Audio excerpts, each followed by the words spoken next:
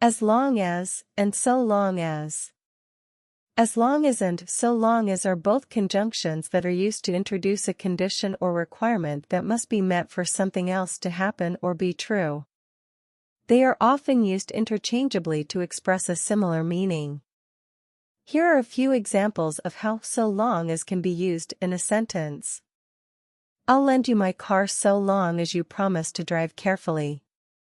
In this sentence, the condition for borrowing the car is the promise to drive carefully. You can use my computer so long as you don't delete any important files.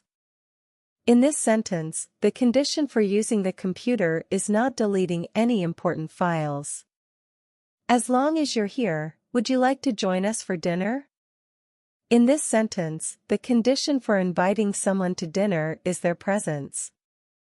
So long as the weather holds up, we should be able to finish the project on time.